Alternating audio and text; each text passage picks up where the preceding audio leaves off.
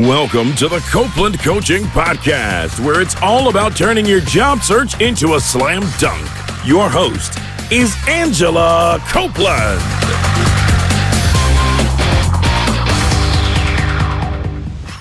Welcome to the Copeland Coaching Podcast. I'm your host, Angela Copeland. Live in the studio with me today, I have Leslie Schilling. Leslie is the owner and nutrition counselor at Schilling Nutrition Therapy.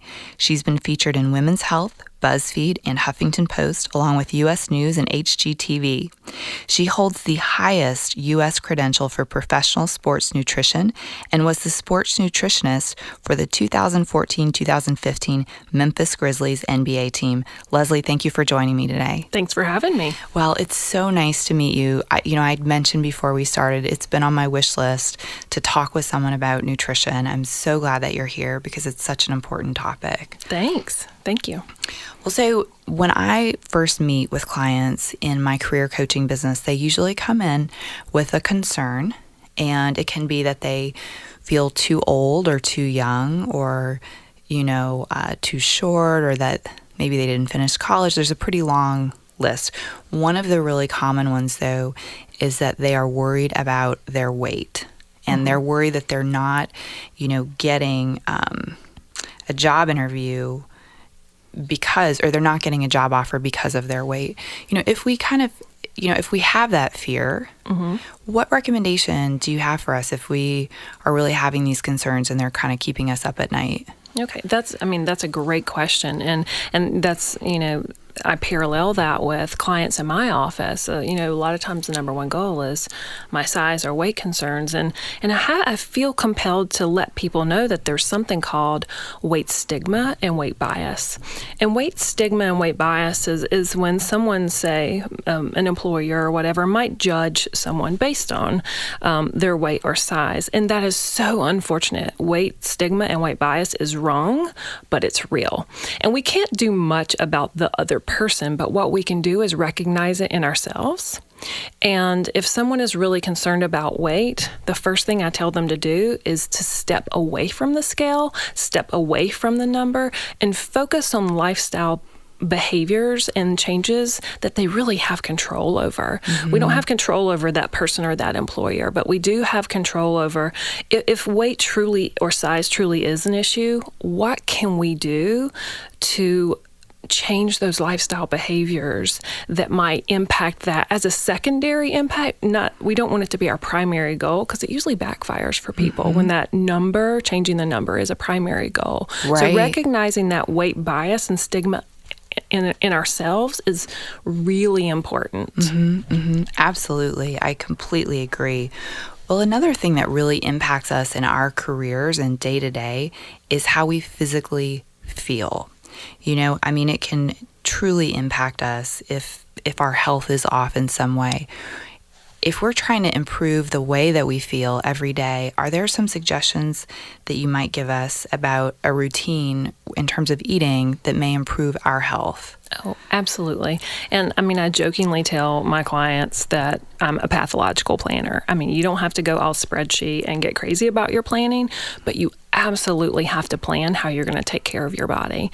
So I usually tell people in the evening, think through your day tomorrow. And I hope the first thing will be, what am I going to eat for breakfast? Because if if you fly by the seat of your pants, you're usually going to have a little issue with your pants, You're not going to get enough to eat, or you're going to get too much to eat. So planning to have a substantial breakfast is a really good idea. A bar of some sort doesn't really cut it. Okay. So high protein breakfast, and I love eggs. I'm pro egg. The research suggests they do not have any impact really on your cholesterol in your body. So hallelujah, we know that, and hopefully everybody will know that. But starting with eggs, they just have such great vitamins, minerals, and protein. So eggs, and then maybe throw some great fruit with that. Maybe a piece of toast or some oats or whatever. But I really start with that high protein breakfast, because if you say you have just a bar that's just carbohydrate or cereal that's just carbohydrate, that really impacts our blood sugar in a way where blood sugar goes up and then it goes down, and we don't feel so well. We eat more, we snack more through the day, and it can cause issues with our concentration. So, I love that advice. I actually spoke to someone this week who has a godchild who has ADHD, and she said, and the child is very young, and she said, I don't know where to begin. And my first kind of question, of course, this is not my area, but my first question is, what does the child eat for breakfast? Because sometimes I think, just like you said, when you have cereal, it can, it just doesn't stick with you the way, or it doesn't have the impact that we would think. We think of it sometimes as like this really healthy thing. Right. And that's true. Cereal, and I think the way things are marketed these days, it has a health halo. So if something is high fiber, whole grain, we automatically think that that's what we should eat. And that's not necessarily the truth. It might just be marketing. So I'm all about, eggs, fruit, if you want your cup of coffee, fine. But so the first thing would be think at the night before, what can I do for breakfast? And then you don't have to pack every single morsel that you're going to eat during the day, but think through lunch. Okay, I'm going to be on 3rd Street. There's this great deli. They have a great Cobb salad. Okay, I can do that for lunch. And on the way home, I'll run by this store and pick up that prepared salmon, and I already have some, some salad greens or green beans or, roasted potatoes at home that I can. So just thinking it through means you're going to execute it a little bit better and fuel your body better during the day. If we don't do that, we tend to get too hungry. And when we're too hungry, we just choose anything. So the key would be planning and just really thinking through your day. But if you start at one place, start with breakfast. Absolutely. Absolutely. Well, so another thing that's really important to our performance at work is being able to remain focused. And it's the same thing in an interview. Many of us have stressful jobs. We're high performers, high achievers, and it's really important, especially when we're doing things like looking at numbers and looking at spreadsheets. It's really important that we're able to focus and be our very best. Are there certain foods that you see that would help us to increase our focus? Well, I'm going back to the eggs here, and I have no sponsorship by the egg people, but you would think I do. But I'm going back to just really high quality protein in the morning, some type of fruit or, carbohydrate that goes with that. A lot of times I'll do roasted potatoes or sweet potatoes the night before and have some breakfast potatoes or something like that with it. So start with a really great breakfast and be hydrated. If we're not well hydrated, then we end up, and we don't think of hydration as a nutrient, but water, being well hydrated is really important because sometimes we have, fatigue from being dehydrated. And then that fatigue obviously doesn't allow us to focus very well. The other thing is, I'm a coffee drinker. I love really good coffee. So I'll have my 1-2 cups of coffee in the morning, but that is it. So sometimes when we're really nervous, we fill up on coffee, we drink too much, and that increases it can increase our anxiety, and instead of really focusing, we're just all over the place. So, paying attention to your fluids early in the day and actually throughout the day. And then caffeine is fine, and it's actually used for focus to a point, but don't go crazy with it. Don't overdo it. Don't use it. So, 1 or 2 cups in the morning, and then move on with your fluids through the day. And then carry a snack. I think that's really important. A lot of times people power through that hunger. You know what I mean? So that's like at 10:30, they're hungry. You're really working on that project. And we just want to focus and get this project done. But instead of taking a break, we power through, and that can impact our concentration as well. So carrying snacks that you feel like are great fuel, things like that have the omega fats, so almonds and things that might have flaxseed, or I love some packaged bars like Kind bars and Lara bars, things like that actually, if you're not making your own bars, they're okay to pick up. Those are great things to have on the ready, or just plain nuts, just the nuts that you like, just have a little snack and then get back to it. We don't realize that taking that 15-minute break or 10-minute break to fuel is what really can keep our cognition more sharp. Absolutely. So if we do go and we get one of those bars that you mentioned, what should we look for? Because when I go to the grocery store, and sometimes they have like 50 bars. Yes. And it can be overwhelming. So I'm looking at all these bars. How do I pick the right bar for me? The ones with the fewest ingredients. Okay. So, and I like, obviously bars are not my first choice. I would rather pack something from home, like a great Greek yogurt or nuts or fruit or some almond butter or peanut butter. Now, that's what I would pick first, but I always like to have a backup just in case I already ate the snack that I carried. Yeah. So what do I look for? I look for low ingredients. So but some things have a lot of added vitamins and minerals, so you have to take that into account. But lower ingredients, like Lara bars, it's like dates, pecans, a couple ingredients, cinnamon, things like that. Or it's Lara, it's Lara or Lara, however you want to pronounce it. And then Kind has just a few ingredients too, and there's some that have a whole lot fewer ingredients than others. Okay. And it's really what you feel most comfortable with. Okay. Those are just the two off the top of my head. And then I love bringing things like a Greek yogurt that's ready to go, where at home I have a big container, but when I need something on the ready, I'll take a ready-to-go container of something like that. Okay. And I'm curious, too, along similar lines, how do you feel about protein shakes? Like, I hear a lot of people really like them. I don't know much about them, though.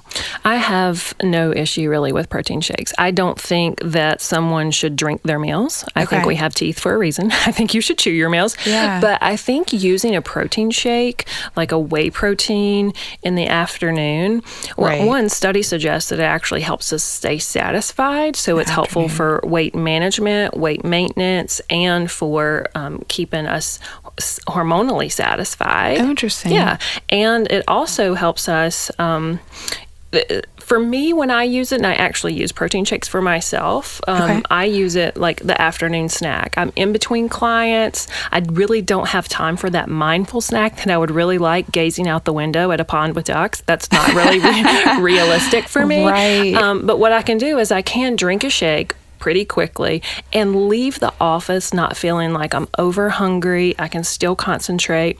And it's a pretty nice protein load. And what I do is I buy something that's just bare bones whey protein. So it would be about 20 to 25 grams per scoop and not a lot of added stuff.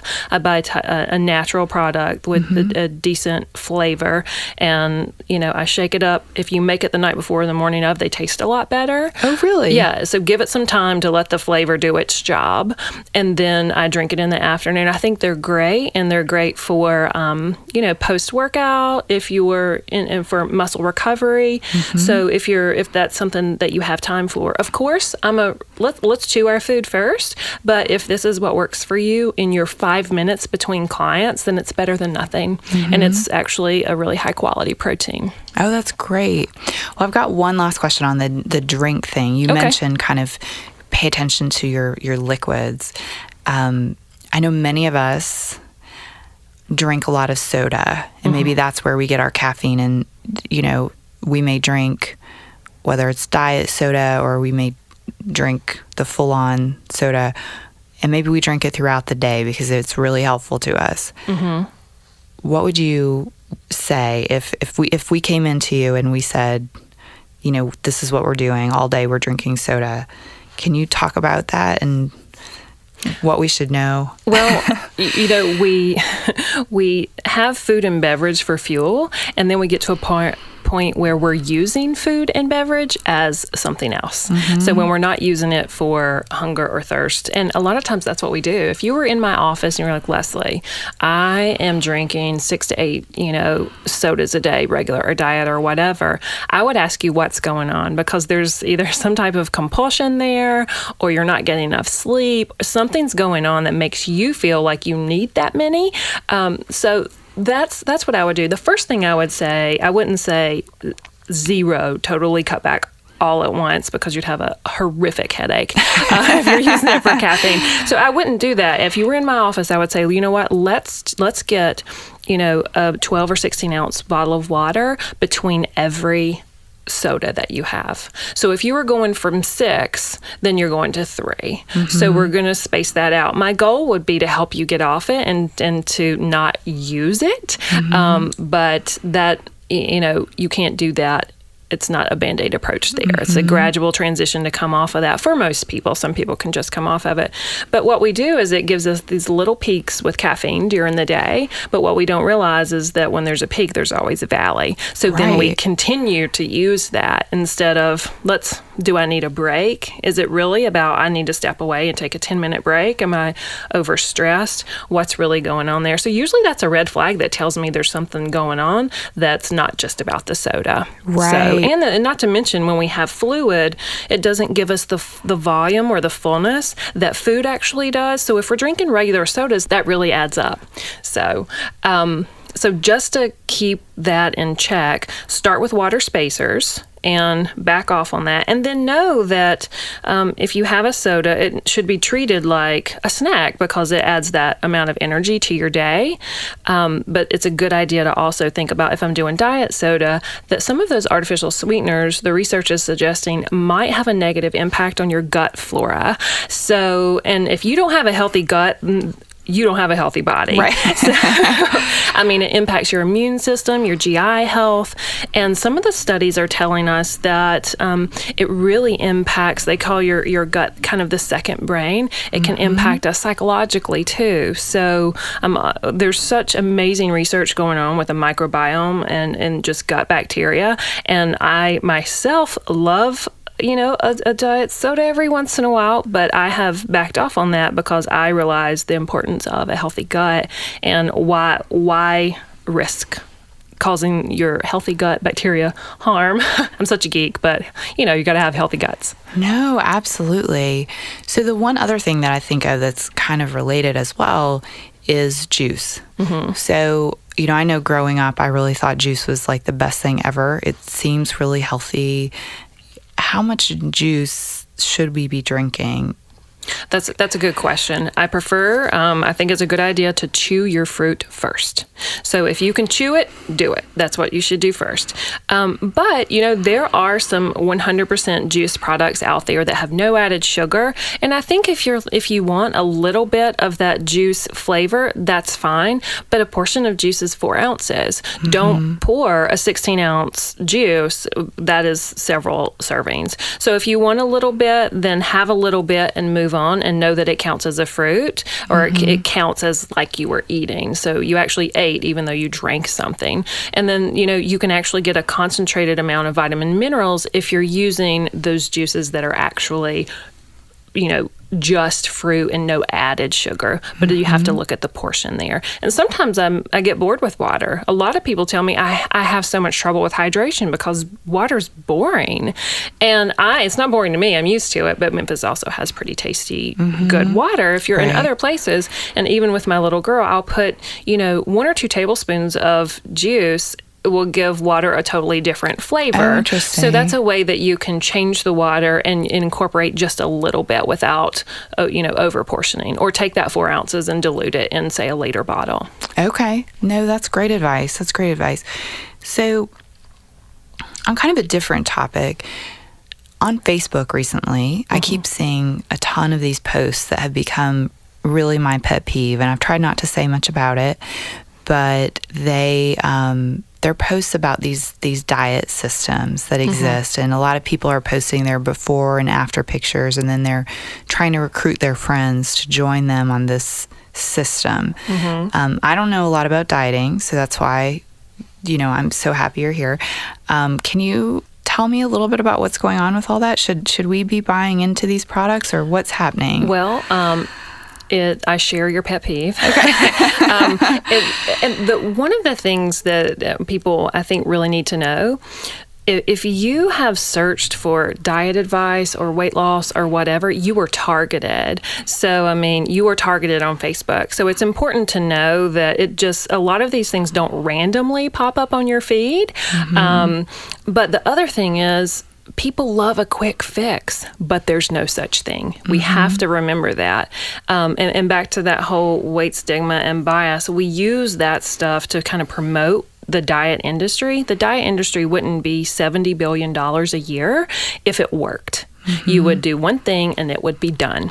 So I really dislike these as much as you do. And I think they're opportunistic. But you know what? They're business people. And a lot of the business, they're using marketing strategies that you would use for other things as well. But here's the thing about diets. 95% of people who go on diets will gain whatever weight they lost back, plus more, within 3 to 5 years. If a doctor said, hey, I want you to fill this prescription, but it's going to fail you in 3 to 5 years, but good luck, would you do it?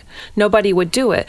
But that isn't the research we hear about. We hear about the 6-week study or the 12-week study or maybe even the 16-week study, but we don't see the harm diets do. And a lot of these low-calorie diets, of course, you lose weight on it because you're restricted to a level that is very dangerous. You lose weight, then of course the product works in the, that time, in the short period of time. So then we promote it. But if we're looking down the road and we see what that has done to people, they might end up, where they were or worse off. And studies suggest that people who lose weight, gain it, lose weight, gain it, lose weight, gain it, are actually less healthy than just staying where you are and trying to maintain. So I think it's really important that we realize that the quick fixes just really don't exist, but there's this allure and marketing, the way they market these things, they prey on our insecurities of size, weight, and those types of things. So it's important to know that. That's a really long answer for no, stay away, run the other direction. But start planning. I don't think people need diets. I think people need to pay attention and plan, what they're going to eat. And these things make me really angry because it preys on people's vulnerability. And that's usually their body, their weight, their appearance. So you mentioned, when people go on diets, they lose the weight and then they gain it back, maybe even more. In addition to that, and again, I know nothing about this topic, is there any chance the product, whatever the product may be, is there any chance the product itself could harm them in some way? Or is there any information about that? There's always a chance of that. Okay. There's always a chance of that on 2 levels. One, there are a lot of things that we can sell that we don't really have to. You don't have to prove the purity of something until someone tested it and said it's not pure. So there are a lot of things out there, even if they're considered natural or organic or whatever. So, and I think about this when I'm working with athletes.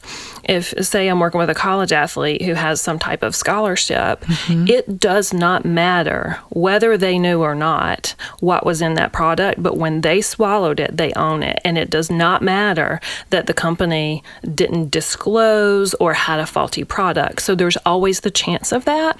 But back to these weight loss products, when you undereat for a long period of time, you have metabolic damage. Okay. Your body, so your metabolic rate, how many calories or how much energy it takes to run your body every day, it decreases because it has to learn to adapt. I tell my clients, I'm like, if you want to be a luxury vehicle, you have to pay for it. You know, if you want to drive this nice car with leather seats and a sunroof, you pay for all those options. If you want your car to, or your body to have nice skin or to have nice hair or to feel well, you have to pay for that. And when you cut back your energy or you're just focusing on calories, your body adapts. So then you're the car with the steering wheel and that's it. Right. So there's metabolic damage, and when people are chronically dieting, it can be hard to come out of that and hard to correct it. And a lot of times what I'm doing with clients is, they might be keeping up with calories on an app or something, and they're way too low. I mean, we're talking way too low. That's probably, if it's done for a long period of time, damaging their metabolism. So what we do is we kind of reboot. And there's that time where I say, stay off the scale. Your body has to readjust. We have to teach your body that it can live on more. And it has to know, because we go into a storage mode. And that's when people say, oh, I've hit the plateau. I'm eating this many calories. I was losing weight and now I'm stuck and I'm actually gaining a little bit back. It's because your body thinks it's starving. And so it holds on to everything. So that's the danger in this. One, it could be something that's actually dangerous. And two, there's the lasting impact of a potentially lowering of your metabolic rate. So, which nobody wants that. Absolutely not. Nobody wants that. So when it comes to healthy weight loss, what's a healthy goal?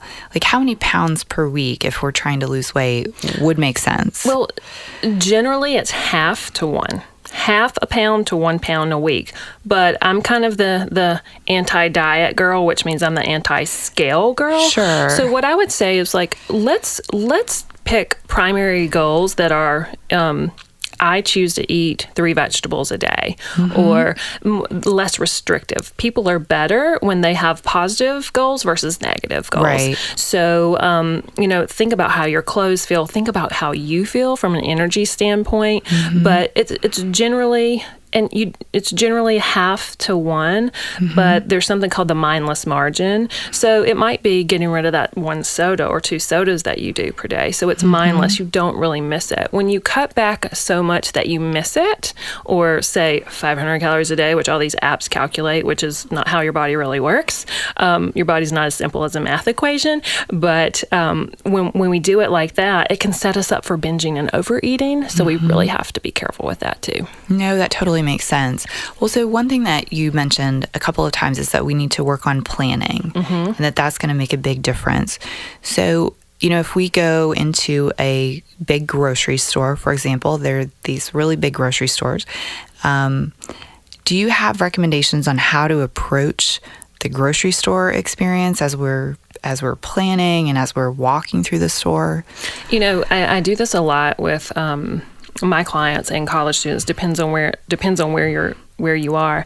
Take some time to explore the grocery store when you're not in a hurry and you don't have to buy anything. So find out where things are. If you're not familiar with, find a home base. Like there's a particular grocery store that I go to. I know where everything's at. So, take just a little time to look at it, find where everything is. So when you're making your grocery list, you can think, okay, produce, bakery, meat, canned foods, dairy, beauty products, whatever, and out. So that's kind of how I think about it. You think, one, shop the perimeter, because you're usually going to get closer to whole food and healthier foods on the perimeter of the store, and then figure out what you need in the middle. But first, planning is like know your store. So plan a little time to kind of look around and that's like work settings that might have a cafeteria or something like that. Do the same thing, because we just go for what we know instead of going for what's available because we don't know. So look around, make a list before you go. That would be the next thing. There's a whole marketing and science behind the grocery store. Things that they want you to buy are eye level. So there's a lot of thought has gone into that. So going in with a grocery list is really important. But the first thing I do is plan meals. You could say, plan a meal and then know, okay, so I don't have time to cook chicken, so I'm going to pick up a rotisserie chicken. I don't have time to chop Brussels sprouts or broccoli, so I'm going to pick up a bag in the freezer section. So the first thing I would do is plan meals. Just make a few breakfast ideas, a few lunch ideas, a few dinner ideas, and if you're going to plan dinner, make it work for 2, especially if you're in a hurry or if you're single or even if you have a family. I think it's a good idea to say, okay, we're going to do grilled chicken tonight or rotisserie chicken. If I don't have time, I'm going to have sweet potatoes and broccoli. Oh, and here's how I can turn this sweet potato into barbecue chicken tomorrow. Wow. So start with planning dinner. And then I eat a similar breakfast most days, so I just know what I need there. But start with planning dinner, because then you have ideas for lunch too. So plan your dinner, make a grocery list, then go to the grocery and shop the perimeter. Oh, that's such a good idea. So it sounds like we should only really go into the middle of the grocery store if there's something we truly need there.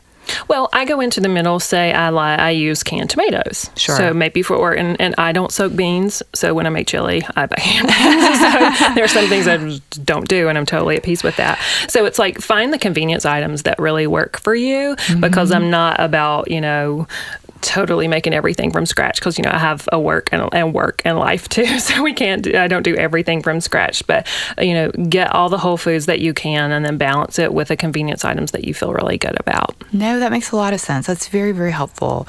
So I know that it's not all about nutrition. Nutrition's a big part of how we feel and our focus, But what about something like sleep? Is that important, and how important is sleep? Sleep, some of the studies are suggesting that sleep might be more important than even exercise or nutrition. So we will see. Sleep is so important. If you get, I love it when clients come in and they're like, oh, I just don't sleep that much during the week. I catch up on the weekend. But what we don't know is there's no catching up. If you got 5 hours of sleep on Tuesday night, you got 5 hours. Those 3 hours are gone. You will never get them back. So what people don't realize is that impacts our stress hormones, like cortisol. And when your cortisol is high, you're already stressed because you might be job hunting or transitioning to something else.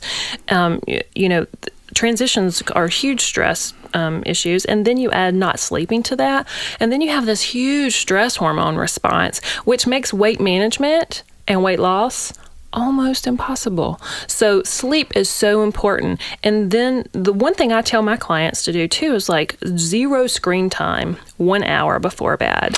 Oh. The blue light that comes from all our backlit devices tells your brain it's time to be awake. So within an hour of bedtime, it's time to read a real book, or a magazine. Yeah, the paper kind, they still have those. So read a real book, do something that's kind of a ritual, a healthy ritual that kind of brings you down, maybe journal, think about your day. A lot of people, like myself, that's when their anxious mind starts going right before you go to bed. That's when your taskmaster really wants to come out. So keeping a little notebook by your bed where you can write down some of the things that you would like to get accomplished tomorrow, and or if you're afraid you're going to forget something. And then you wake up and hopefully you've had better sleep. And that's hard for a lot of people because we're in a routine. It's hard to change our processes, but sleep is so important. And if you get 5 hours, then let's shoot for 6. If you get 6 hours, let's work for 7. But most adults need an average of 8 a night. So it's really important to do that even before you do anything else. Because if you aren't sleeping well, you're going to eat whatever you need to eat to not feel fatigue. And if that means 4 vending machine runs during the day, that's what it means. Because we're too tired to really care. So if I were a client and I came to you and I said, man, I'm really having trouble sleeping, and I'm trying to get more sleep, I'm just not able to sleep more, whether it's I wake up during the night, whatever it is, are there specialists that you would recommend I talk to? Are there steps you'd recommend I look into first? Well, first we would talk about, technology use before bed. We'd talk about, are you having issues with anxiety, which a lot of people do. That is so common, even though people have trouble getting help for that. Not because there is not help, but we don't recognize it. We just see it as stress or our day-to-day situation.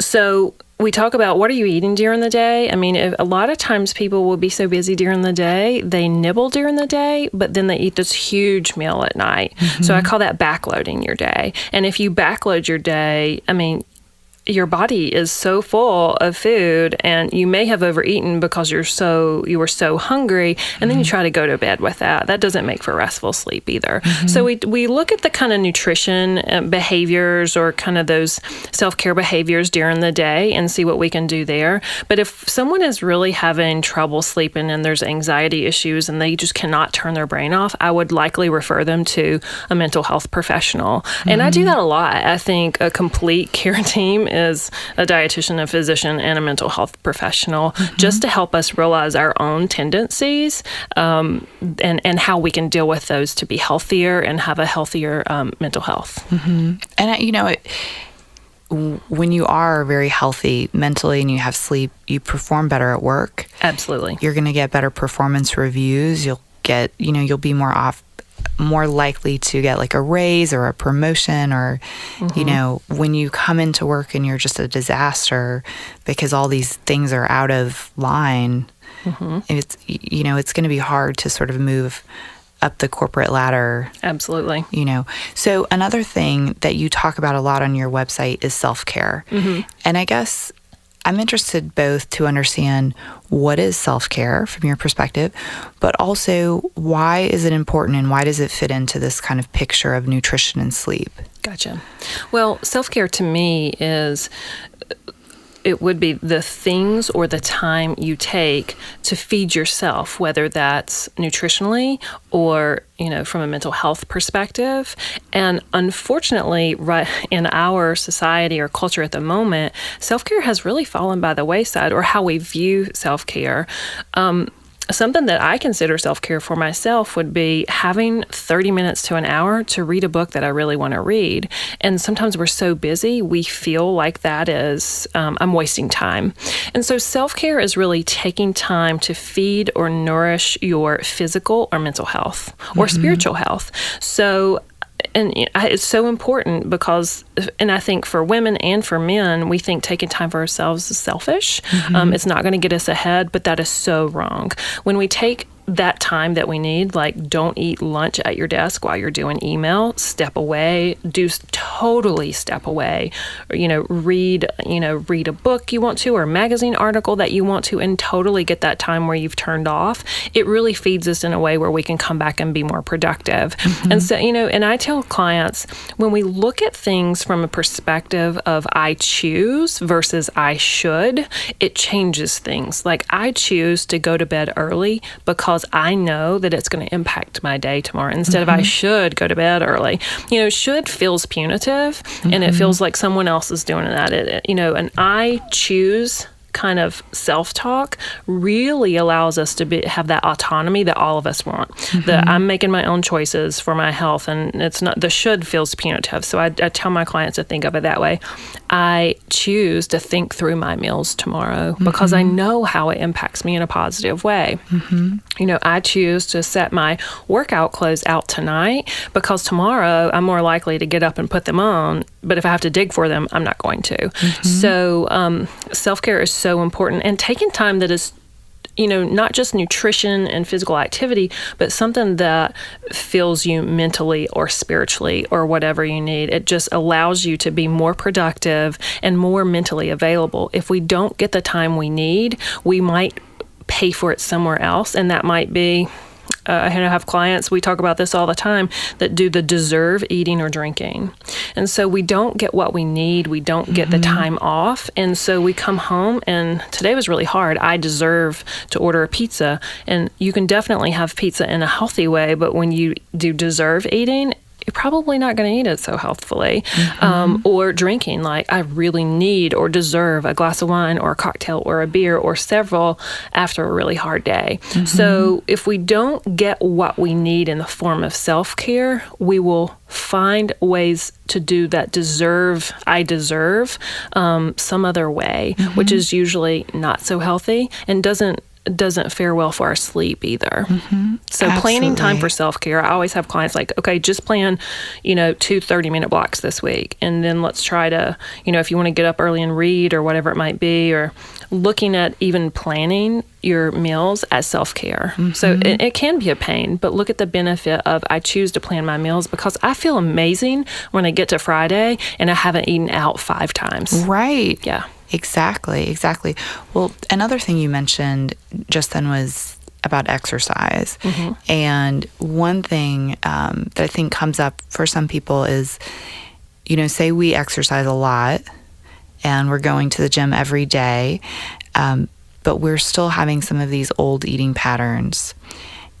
I've heard rumors that we may not really see results in the gym if we don't take nutrition into account. I mean, is that... Well, one, from a totally biased point of view, of course, nutrition is more important.